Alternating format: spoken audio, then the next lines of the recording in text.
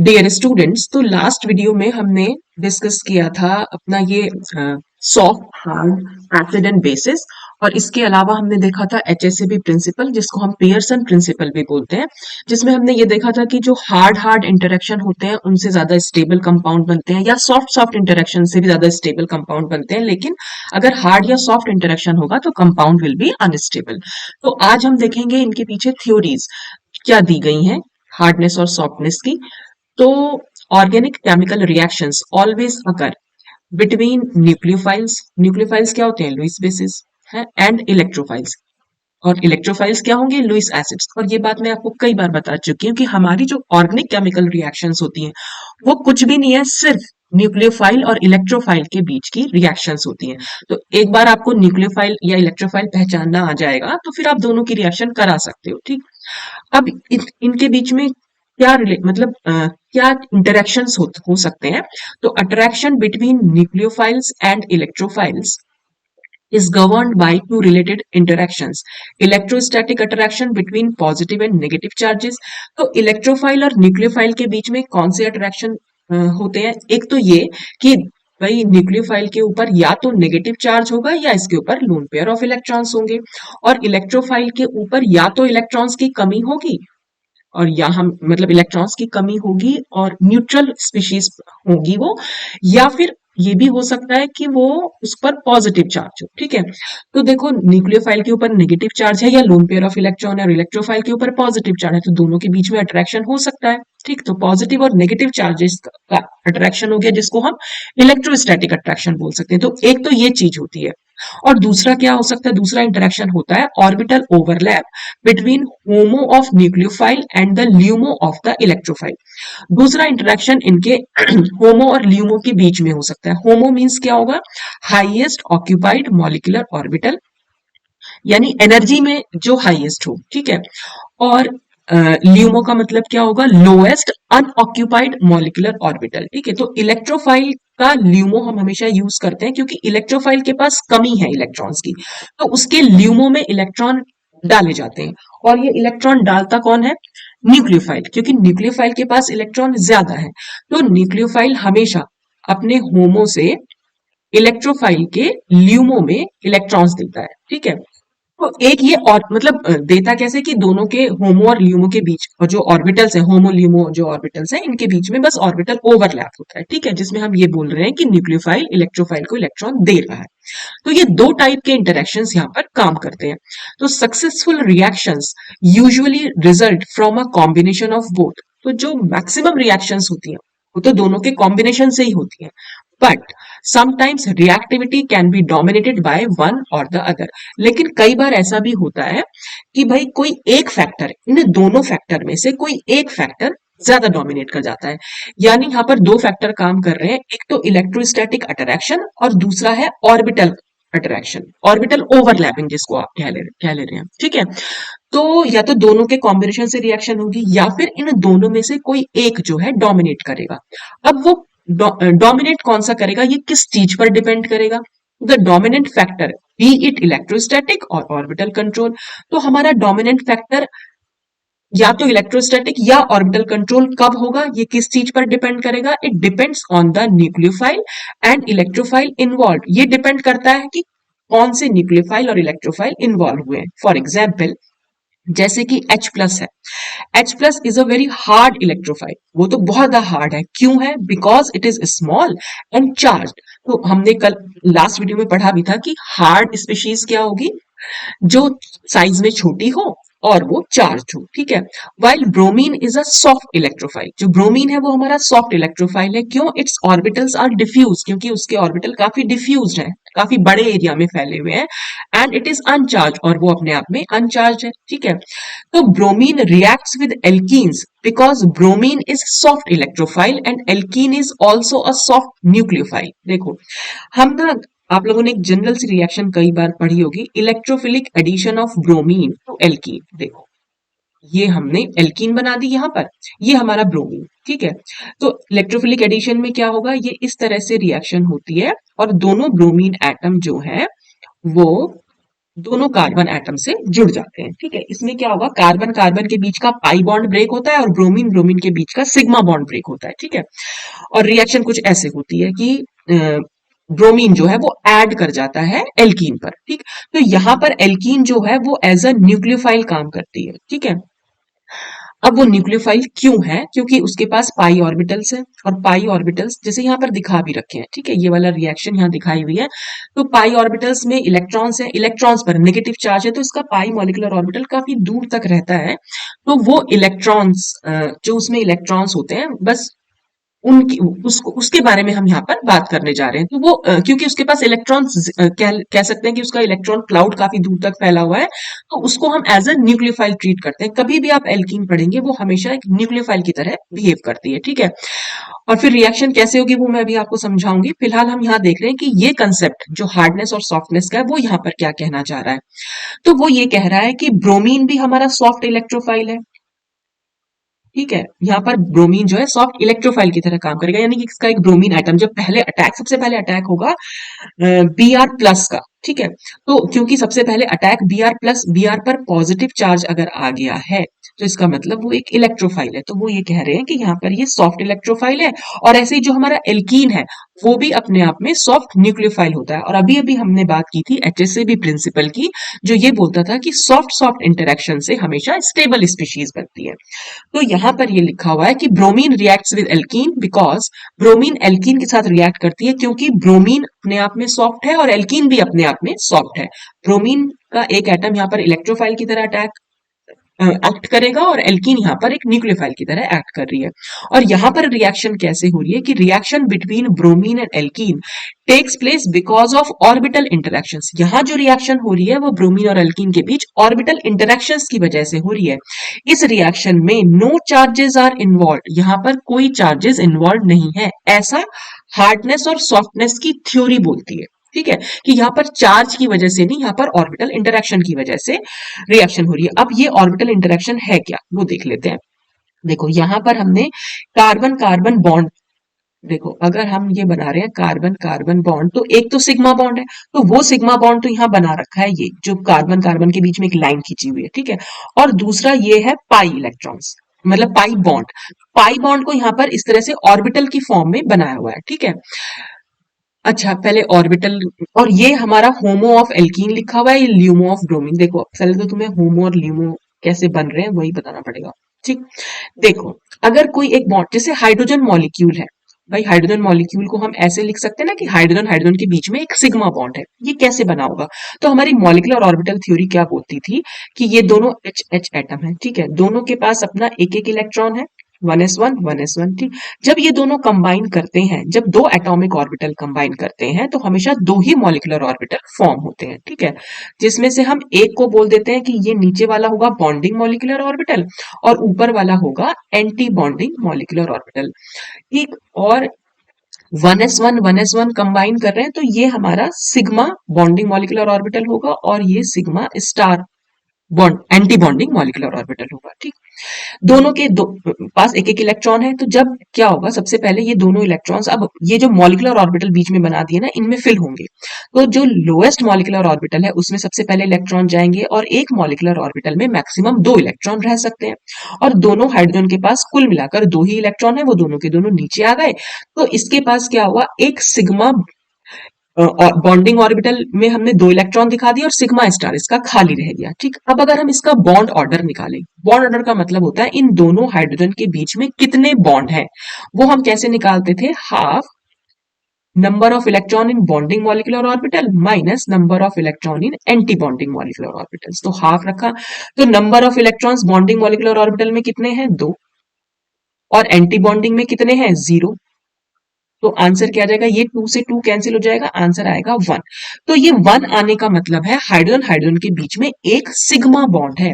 Sigma कैसे, क्योंकि ये सिग्मा बॉन्डिंग मॉलिक्यूलर ऑर्बिटल में इलेक्ट्रॉन्स है, तो वो एक सिग्मा बॉन्ड है। ठीक, तो जब भी आप कभी एक बॉन्ड बनाएंगे बेटा, हमेशा ध्यान रखना उस बॉन्ड को बनने में हमेशा दो मॉलिक्यूलर ऑर्बिटल इन्वॉल्व हुए हैं। ठीक है, और हम ये दो इलेक्ट्रॉन्स दिखाते हैं ना ऐसे, ये दोनों इलेक्ट्रॉन्स इस वक्त कहाँ है, वो सिग्मा बॉन्डिंग मॉलिक्यूलर ऑर्बिटल में है। ठीक है, तो जब भी एक बॉन्ड बनेगा हमेशा उसका आपको सिग्मा बॉन्डिंग मॉलिक्यूलर ऑर्बिटल ध्यान रखना है, और अगर वो सिग्मा बॉन्ड है तो, और उसका एक सिग्मा स्टार भी होगा, यानी एंटी बॉन्डिंग मॉलिक्यूलर ऑर्बिटल भी होगा, वो खाली होगा। तो ये तो मॉलिक्यूलर ऑर्बिटल थ्योरी के अकॉर्डिंग हमने समझाया कि कैसे बॉन्डिंग और कैसे एंटी बॉन्डिंग होते हैं। अब इसी में हम बात कर लेते हैं कि होमो कौन सा होगा, ल्यूमो कौन सा होगा। देखो एनर्जी इस तरह से हम दिखा रहे हैं, यानी बॉन्डिंग मॉलिक्यूलर ऑर्बिटल की एनर्जी कम है और एंटी बॉन्डिंग की एनर्जी ज्यादा है, ठीक। तो अब कोई पूछे इसमें होमो कौन सा है, तो होमो हमारा होगा sigma, sigma bonding molecular orbital. HOMO का क्या मतलब होता है, highest occupied molecular orbital. Occupied माने जो भरा हुआ हो, ठीक है। तो ऑक्यूपाइड कौन सा है, सिग्मा बॉन्डिंग मॉलिक्यूलर ऑर्बिटल, और इसकी भाई एक ही ऑर्बिटल है तो यही हाईएस्ट ऑक्यूपाइड हो जाएगा, तो इसलिए हम इसको हाई होमो बोल देते हैं। और जो सिग्मा स्टार होगा इसको हम ल्यूमो बोलेंगे, क्योंकि ये अनऑक्यूपाइड है और एक ही ऑर्बिटल है, तो इसलिए लोएस्ट इसको ही हम मान लेंगे। देखो अगर मान लीजिए कहीं चार ऑर्बिटल्स हो इस तरह से, ये इस तरह से भरे हुए हैं, दो इलेक्ट्रॉन, ये दोनों खाली हैं, इस केस एनर्जी इस तरह से जा रही है। तो अब इस केस में अब मैं इसको वन, इसको टू, इसको थ्री, इसको फोर बोल दूं, तो मैं आपसे पूछूं कि होमो कौन सा होगा, तो इसमें जो होमो होगा वो टू नंबर का होगा। क्यों, क्योंकि वो ऑक्यूपाइड तो दोनों ही है, वन भी ऑक्यूपाइड है, टू भी ऑक्यूपाइड है, लेकिन हाईएस्ट एनर्जी किसकी है, हाईएस्ट एनर्जी है टू की, एनर्जी नीचे से ऊपर बढ़ रही है, ठीक। तो नंबर टू हो जाएगा होमो। अब कोई पूछे कि ल्यूमो क्या होगा, तो ल्यूमो होगा हमारा नंबर थ्री। क्यों, क्योंकि खाली तो दोनों ही है, तीसरा भी चौथा भी, लेकिन लोएस्ट, तीसरे और चौथे में लोएस्ट एनर्जी किसकी है, वो तीसरे की एनर्जी है, तो इसलिए ये लोएस्ट अनऑक्यूपाइड मॉलिक्यूलर ऑर्बिटल हो गया। इस तरह से हम होमो और ल्यूमो निकाल सकते हैं। तो जब भी कभी एक बॉन्ड बनेगा, अगर वो सिग्मा बॉन्ड है तो आपको ध्यान रखना है कि उसके दो मॉलिक्यूलर ऑर्बिटल होंगे, एक सिग्मा और एक सिग्मा स्टार। अगर वो एक पाई बॉन्ड है, उसके भी दो ही मॉलिक्यूलर ऑर्बिटल होंगे, एक पाई और दूसरा पाई स्टार, बस। और इलेक्ट्रॉन्स कैसे फिल करेंगे, क्योंकि एक सिग्मा बॉन्ड में हमारे दो इलेक्ट्रॉन्स होते हैं, इन दोनों इलेक्ट्रॉन्स को आपको यहां दिखा देना है, ठीक। ऐसे ही पाई बॉन्ड में भी दो ही इलेक्ट्रॉन्स होते हैं और इन दोनों को भी हमें यहां दिखा देना है। इस तरह से pi pi star, sigma sigma star, और ये नीचे वाला हो जाएगा होमो और ऊपर वाला हो जाएगा ल्यूमो, अगर दो ही मॉलिक्यूलर ऑर्बिटल है, ठीक।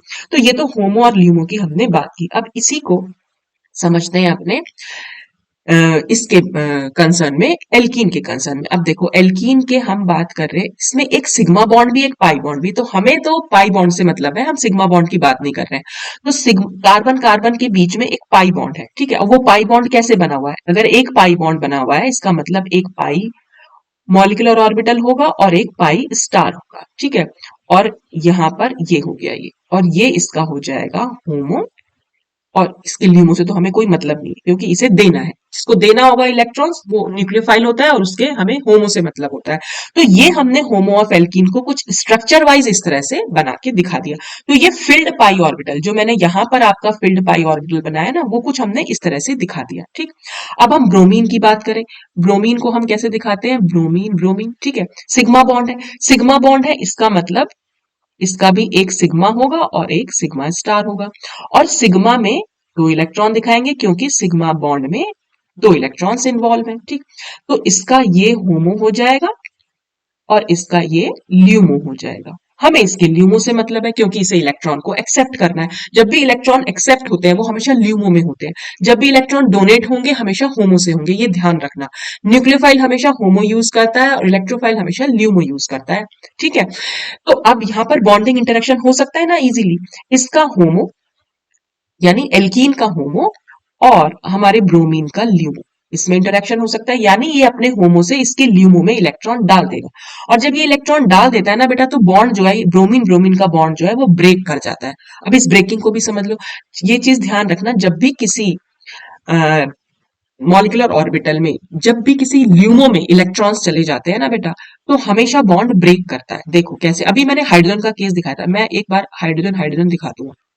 मैंने क्या दिखाया था, यहाँ पर एक दो इलेक्ट्रॉन दिखाए थे, ये सिग्मा था और ये खाली था सिग्मा स्टार, ठीक। अब अगर सपोज हमने बॉन्ड ऑर्डर भी निकाला था अभी आपके सामने, अब सपोज कोई न्यूक्लियोफाइल आया, सपोज उसने कुछ भी आया, मतलब उसके यहाँ पर एंटी बॉन्डिंग में यानी उसके ल्यूमो में, ये ल्यूमो था ना, इसके ल्यूमो में दो इलेक्ट्रॉन डाल दिए सपोज, ऐसे मान लो। अब इसका अगर बॉन्ड ऑर्डर निकालो आप, देखो हाफ बॉन्ड ऑर्डर क्या है, number of electron in bonding molecular bonding ये है, दो है इसमें, minus number of electron in anti bonding, anti bonding में भी दो है, तो क्या आंसर आ जाएगा? जीरो। जीरो का मतलब है हाइड्रोजन हाइड्रोजन के बीच में अब कोई बॉन्ड नहीं है। तो इसका मतलब जब भी LUMO में इलेक्ट्रॉन जाएंगे तो बॉन्ड विल बी ब्रेक, वो जो है बॉन्ड हमारा जो है वो टूट जाएगा। ठीक है, तो वो बॉन्ड यहाँ पर ब्रोकन स्टाइल में दिखाया हुआ नहीं है, पर मैं आपको बता रही हूँ कि वो बॉन्ड टूट जाता है जब होमो और ल्यूमो का इंटरेक्शन होता है तो। ठीक, तो बस यहाँ पर ये बताया हुआ है कि यहाँ कोई चार्जेस का इन्वॉल्वमेंट नहीं है, सिर्फ होमो और ल्यूमो का इंटरेक्शन है, और जिसमें हमने ब्रोमीन का ल्यूमो ले रखा है और वो एम्प्टी सिग्मा स्टार है, खाली वाला। ठीक है, वो मैंने आपको भी समझाया ही कि सिग्मा स्टार इसका खाली है और इसका फिल्ड है पाइस एल्कीन का। ठीक, अच्छा, जिसको हम अब ऑर्गेनिक केमिस्ट्री में हम कैसे समझाते हैं इसको, ये तो था कंसेप्ट थ्योरीज, मतलब हार्डनेस और सॉफ्टनेस का कंसेप्ट था।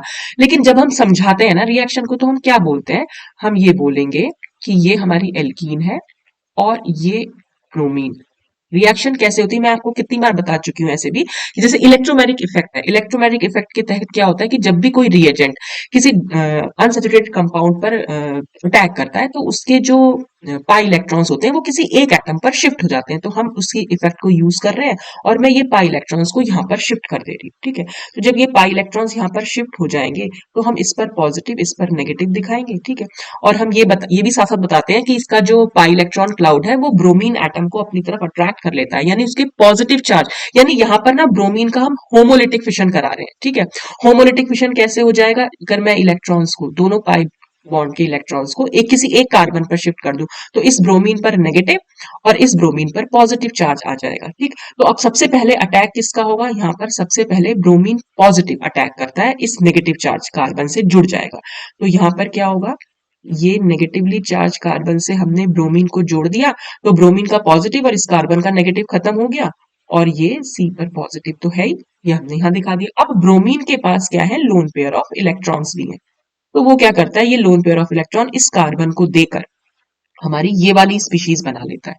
देखो, ब्रोमीन अब क्या दोनों कार्बन से जुड़ जाएगा, और क्योंकि ब्रोमीन ने अपने इलेक्ट्रॉन दिए हैं तो ब्रोमीन पर पॉजिटिव चार्ज हमने दिखा दिया और कार्बन का पॉजिटिव चार्ज जो है वो खत्म हो गया। तो हम इसको कैसे दिखा सकते हैं? हम कुछ ऐसे दिखा रहे हैं, ब्रोमीन पर पॉजिटिव चार्ज ये, और इसी को हमने ऐसे दिखा रखा है, बस ये कार्बन है ये भी कार्बन है। ठीक, और दूसरा जो Br माइनस है, अब क्या करेगा? नेक्स्ट स्टेप में वो आएगा किसी भी एक एटम पर, किसी भी एक कार्बन पर अटैक करेगा और इस तरह से बॉन्ड को टूट जाएगा बस अपना। फिर उसके बाद हम अपना दिखा सकते हैं, एक ब्रोमीन यहाँ जुड़ गया और दूसरा ब्रोमीन यहाँ पर जुड़ गया। ठीक है, तो ये रिएक्शन हो रही है, हम तो ऑर्गेनिक केमिस्ट्री में आपको समझा रहे हैं। तो ये जो हार्डनेस और सॉफ्टनेस ये बोलती है, बस ये जो यहाँ पर होमोल्यूमो का इंटरेक्शन है, यहाँ पर कोई चार्ज इन्वॉल्व नहीं है, जो हम अपने इलेक्ट्रोमैग्नेटिक इफेक्ट के तहत समझा रहे थे। ठीक है, अच्छा, तो ये तो हुआ कि जब कभी भी ऑर्बिटल इन ओवरलैप कब होगा? जब स्पीशीज हमारी सॉफ्ट सॉफ्ट होंगी। ठीक है, तो ये यहाँ पर ये बताया गया, सॉफ्ट सॉफ्ट स्पीशीज के बीच में जो इंटरेक्शन होता है वो ऑर्बिटल इंटरेक्शन होते हैं। जबकि अगर चार्ज स्पीशीज हो, वहां पर हमारे हार्ड स्पीशीज जो होती है वहां पर हमारा ये चार्जेस इन्वॉल्व होते हैं। ठीक है, यानी वहां पर इलेक्ट्रोस्टैटिक इंटरेक्शन होता है। जैसे कि carbon atom of the carbonyl group is also a hard electrophile. देखो, कार्बन हम कैसे दिखाते हैं? ये ऑक्सीजन ज्यादा इलेक्ट्रोनेगेटिव है, इस पर स्लाइटली नेगेटिव और कार्बन पर स्लाइटली पॉजिटिव, तो ये तो चार्ज स्पीशीज रहेगी ही रहेगी, जो चार्ज होगी वो हार्ड भी होगी, तो इज ऑल्सो हार्ड इलेक्ट्रोफाइल। इसीलिए यहाँ पर ये वाली स्पीशीज को हम बोल रहे हैं कि ये एक कार्बन, यहाँ पर जो कार्बन है वो हार्ड है नेचर में। ठीक है, because it carries a partial positive charge, क्योंकि इस पर पार्शियल पॉजिटिव चार्ज है due to polarisation of the C double bond O. क्योंकि पोलराइजेशन है यहाँ पर, ऑक्सीजन ज्यादा इलेक्ट्रोनेगेटिव है, इसलिए उसके पास जो बॉन्ड पेयर के इलेक्ट्रॉन है ज्यादा उसके पास में खिसके हुए रहते हैं, इसलिए उस पर स्लाइटली नेगेटिव रहता है। ठीक है, तो अब क्या होगा? क्योंकि ये कार्बन हार्ड है, तो अब इस पर हार्ड न्यूक्लियोफाइल ही अटैक करेगा। ठीक है, तो thus hard nucleophile prefers to react with carbonyl carbon. इसीलिए हार्ड न्यूक्लियोफाइल हमेशा कार्बोनिल कार्बन पर अटैक करना प्रेफर करते हैं। फॉर एग्जाम्पल, वाटर, वाटर अपने आप में हार्ड न्यूक्लियोफाइल है, H2O। ठीक है, तो इसके लोन पेयर ऑफ इलेक्ट्रॉन यहाँ कार्बन को दे दिए जाते हैं। Reacts with carbonyl compound to form hydrate in a reaction. तो किसी भी रिएक्शन में देख लेंगे, आप देख सकते हो कि ये जब भी कभी वाटर की रिएक्शन दिखाई तो हाइड्रेट वहां पर फॉर्म हो जाता है। तो largely controlled by electrostatic attraction. तो यहाँ पर कोई ऑर्बिटल ओवरलैप नहीं दिखाया, हमने कहीं होमोल्यूमो की बात नहीं करी, यहाँ पर सिर्फ इलेक्ट्रोस्टैटिक अट्रैक्शन था। कार्बन पर स्लाइटली पॉजिटिव चार्ज था और H2O पर क्योंकि लोन पेयर ऑफ इलेक्ट्रॉन है तो बस वो यहाँ पर इस पर अटैक कर देता है, तो ये सिर्फ इलेक्ट्रोस्टैटिक अट्रैक्शन है। In this case reaction is dominated by electrostatic attraction, तो जहां पर चार्जेस इन्वॉल्व होंगे वहां पर इलेक्ट्रोस्टैटिक अट्रैक्शन होगा, जहां पर चार्जेस इन्वॉल्व नहीं होंगे वहां पर ऑर्बिटल ओवरलैप होगा। तो जनरली हार्ड हार्ड इंटरेक्शन में इलेक्ट्रोस्टैटिक अट्रैक्शन इन्वॉल्व होता है और सॉफ्ट सॉफ्ट इंटरेक्शन में ऑर्बिटल ओवरलैप्स होते हैं, ठीक है। तो thus on the basis of above results we can conclude that reactions of hard species are dominated by charges and electrostatic effect. जैसे मैंने आपको भी बताया कि हार्ड स्पीशीज की जो रिएक्शंस होंगी उनमें जनरली डोमिनेशन होता है चार्जेस और इलेक्ट्रोस्टैटिक इफेक्ट्स का, और reactions of soft species are dominated by orbital effects, ठीक है। Hard nucleophiles tend to react with hard electrophiles and soft nucleophile tend to react with soft electrophiles. तो ये तो बात हुई कि जो हमारी थ्योरीज थी हार्ड हार्ड और सॉफ्ट सॉफ्ट की, कि क्यों हम बोल रहे थे कि हार्ड हार्ड से ज्यादा स्टेबल बन पा रहे हैं या सॉफ्ट सॉफ्ट ज्यादा स्टेबल बन पा रहे हैं। तो जो थ्योरीज दी गई वो बस इतना था कि या तो इलेक्ट्रोस्टैटिक अट्रैक्शन होता है या फिर ऑर्बिटल ओवरलैप। मैक्सिमम रिएक्शन में ये दोनों ही काम करते हैं, लेकिन कुछ रिएक्शंस में कहीं पर एक या दूसरा एक दूसरे को ओवरलैप मतलब डोमिनेट कर जाते हैं, ठीक। अब आते हैं हम एप्लीकेशंस ऑफ एचएसएबी प्रिंसिपल। सबसे पहले एप्लीकेशन देखते हैं reaction between transition metal cations and alkenes. HSAB principle के अकॉर्डिंग तो जितनी भी रिएक्शंस हो रही है ना, मैक्सिमम रिएक्शन हार्ड और सॉफ्ट की वजह से ही हो पा रही है, ये प्रिंसिपल बोलता है, ठीक है। जैसे alkenes are soft bases and should prefer to react with soft acids. तो एल्कीन्स क्योंकि सॉफ्ट बेसिस है इसलिए वो सॉफ्ट एसिड्स के साथ रिएक्ट करना प्रेफर करती हैं। Thus Ag plus Pt plus two and Hg plus two complexes are common, और इसलिए आपने देखा भी होगा एल्कीन्स के मर्क्यूरी के साथ बहुत से कॉम्प्लेक्सेस बनते हैं, ठीक है। Alkenes do not form complexes with sodium potassium and aluminium ion, इनके साथ नहीं बनाती, क्यों? क्योंकि ये नेचर में हार्ड है, जबकि एल्कीन जो है वो सॉफ्ट है, ठीक है। नेक्स्ट है substitution, elimination and hardness. Substitution reaction होगी या एलिमिनेशन रिएक्शन होगी, ये भी डिपेंड करता है हार्डनेस या सॉफ्टनेस पर। तो we can explain selectivity for elimination versus substitution और attack on H versus attack on carbon in terms of hard and soft electrophiles. देखो इसको भी अभी मैं समझाती हूँ आपको। पहले तो हम देखते हैं ना कि एलिमिनेशन और सब्स्टिट्यूशन रिएक्शन दोनों सेम सी होती हैं, बस एक में एलिमिनेशन होता है दूसरे में सब्स्टिट्यूशन होता है, लेकिन स्पीशीज अगर हम ले रहे हैं सेम, देखो जैसे टर्शरी अल्काइल हैलाइड में ले लो, सपोज मैं यहाँ पर भी CH3, ये भी CH3 और ये CH3। अब इस पर भाई एलिमिनेशन भी हो सकती है ये इसमें, और सब्स्टिट्यूशन भी हो सकता है, डिपेंड करता है न्यूक्लियोफाइल पर, ठीक है। तो अगर सबसे फर्स्ट स्टेप में क्या होगा, फर्स्ट स्टेप में मतलब मैं इसको स्टेप में समझाने की कोशिश करूँ, मतलब मैं बिल्कुल मैकेनिक्स में जा रही हूँ, आप समझ थोड़ा सा समझा रही हूँ बस मैं आपको, कि इसमें क्या होगा कि पहले तो ये ना लीविंग ग्रुप, ये जो हमने ले रखा है लीविंग ग्रुप लीव करेगा और हमारे पास एक कार्बोकेटायन बन के आता है, ठीक है। यहाँ भी CH3 है, ये भी CH3 है और ये भी CH3, और इस पर आ गया पॉजिटिव चार्ज, ठीक है। और वो लीविंग ग्रुप लीव कर गया। तो अब जो ये वाली जो यहाँ पर CX बॉन्ड टूटा है, ठीक है, और अब इस पर न्यूक्लियोफाइल हमारा अटैक करेगा, ठीक है। तो अगर न्यूक्लियोफाइल इस कार्बन पर अटैक करेगा, पॉजिटिवली चार्ज कार्बन पर, तो क्या स्पीशीज बनेगी, तो यानी ये हमारा हो गया न्यूक्लियोफिलिक सब्स्टिट्यूशन, ठीक है। इसको हम बोल रहे हैं कि ये सब्स्टिट्यूशन रिएक्शन है। लेकिन अगर ये न्यूक्लियोफाइल ये जो नीचे CH3 लिखा है ना बेटा, इसको मैं CH2 और H करके लिख देती हूँ। लेकिन अगर ये न्यूक्लियोफाइल ने अटैक किया इस H पर, तो हमारा क्या बनेगा, तो ये H कैसे निकलेगा, H प्लस की तरह निकलेगा, ठीक है। और H प्लस की तरह निकलेगा तो इस CH2 पर नेगेटिव चार्ज जाएगा और इस कार्बन का पॉजिटिव और ये नेगेटिव आपस में मिलके एल्कीन बना लेते हैं। देखो ये किस तरह से बनेगा, ये CH3 है, ये कार्बन एज इट इज है, ये CH3 है, यहाँ पर CH2 है, क्योंकि H प्लस निकल गया है तो इस पर नेगेटिव चार्ज है, इस कार्बन पर तो ऑलरेडी पॉजिटिव था, ये पॉजिटिव और नेगेटिव आपस में बॉन्ड बना लेंगे तो एल्कीन बन जाएंगी। तो ये एग्जाम्पल है एलिमिनेशन रिएक्शन का और ये एग्जाम्पल है सब्स्टिट्यूशन रिएक्शन का। तो यहां पर क्या हुआ है, इस वाले सब्स्टिट्यूशन रिएक्शन में CX बॉन्ड पर अटैक हुआ है, आप ये समझ लीजिए, ठीक है।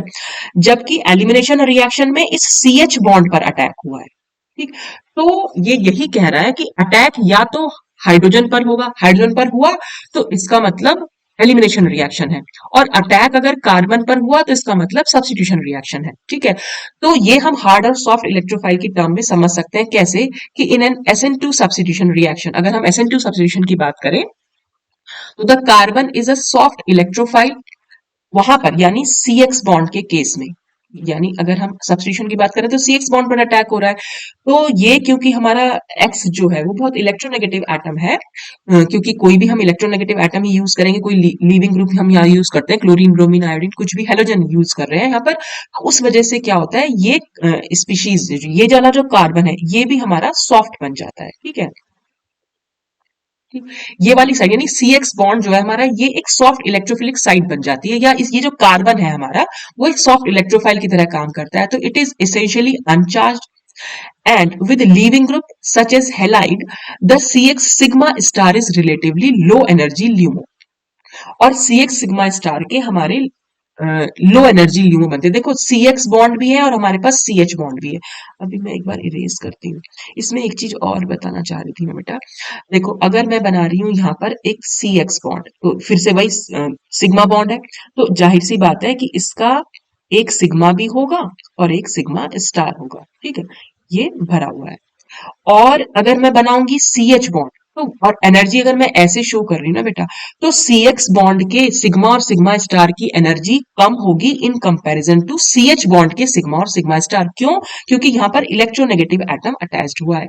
इलेक्ट्रोनेगेटिव एटम जब भी अटैच्ड होता है तो हमेशा उनके जो बॉन्डिंग और एंटी बॉन्डिंग ऑर्बिटल होते हैं वो हमेशा लोअर एनर्जी होते हैं। ये आपने पढ़ा भी होगा जब मॉलिक्यूलर ऑर्बिटल थ्योरी पढ़ी होगी बेटा, तो और नहीं पढ़ा है तो याद रखना इस चीज को, ये सिग्मा और ये सिग्मा स्टार है, तो यहाँ पर भी हमने इलेक्ट्रॉन दे, ठीक है, दिखा दिए इसके।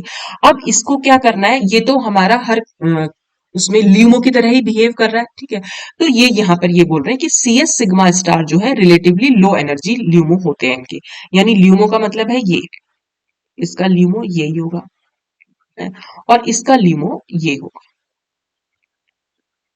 ठीक, तो अब क्या होगा, सब्स्टिट्यूशन कब होगा, substitution is therefore favoured by nucleophiles whose HOMOs are best able to interact with this LUMO. तो अब जो न्यूक्लियोफाइल होगा वो सपोज हमारा यहाँ पर है, ठीक है, तो न्यूक्लियोफाइल को तो देनी है इलेक्ट्रॉन्स, मतलब उसका होमो यूज कर रहे हैं हम। ठीक, तो जिसका भी होमो, जिस भी न्यूक्लियोफाइल का होमो इसके साथ बहुत इजीली इंटरेक्ट कर जाएगा, और वो कौन से होमो मतलब कौन से न्यूक्लियोफाइल होते हैं, वो हमेशा सॉफ्ट न्यूक्लियोफाइल होते हैं जिनका होमो इस सी एक्स बॉन्ड के ल्यूमो के साथ बहुत परफेक्टली इंटरेक्ट करता है। तो इसलिए वहां पर सब्स्टिट्यूशन रिएक्शन हो पाती है। तो ये यहाँ पर ये कह रहा है कि सब्स्टिट्यूशन और एलिमिनेशन हमें कैसे मालूम पड़ेगा कि कब सब्स्टिट्यूशन है कब एलिमिनेशन। अगर हमने सॉफ्ट न्यूक्लियोफाइल यूज किया हुआ होगा तो हमारी सब्स्टिट्यूशन रिएक्शन होगी। ठीक है, लेकिन अगर हमारे पास होगा हार्ड न्यूक्लियोफाइल, ठीक है, तो हार्ड न्यूक्लियोफाइल हमेशा इसके ल्यूमो के साथ यानी सी एच बॉन्ड के ल्यूमो के साथ इंटरेक्ट करेंगे, तो यहां पर होंगी एलिमिनेशन रिएक्शन। तो हार्ड न्यूक्लियोफाइल एलिमिनेशन रिएक्शंस कराते हैं और सॉफ्ट न्यूक्लियोफाइल जो है वो सब्स्टिट्यूशन रिएक्शन कराते हैं। बस वही चीज यहाँ पर बोली गई है, या in other word soft nucleophile such as ये सब लिखे हुए हैं, ये सारे न्यूक्लियोफाइल्स जो हैं वो CX बॉन्ड पर अटैक कर सकते हैं, ये सब्स्टिट्यूशन रिएक्शंस कराते हैं। In contrast the CH sigma star is higher in energy because the atoms are less electronegative. This coupled with hydrogen small size makes the CH bond a hard electrophilic site. CH bond जो है वो अपने आप में hard electrophilic site है। ठीक है, क्योंकि दोनों ही एटम जो है वहां पर लेस इलेक्ट्रोनेगेटिव है, तो एनर्जी थोड़ी सी ज्यादा है वहां पर, और कोई मतलब हाइड्रोजन का स्मॉल साइज है। सबसे मेन चीज है कि हाइड्रोजन का बहुत स्मॉल साइज है अगर हम कंपैरिजन करें किसी भी हेलोजन एटम के कंपैरिजन में।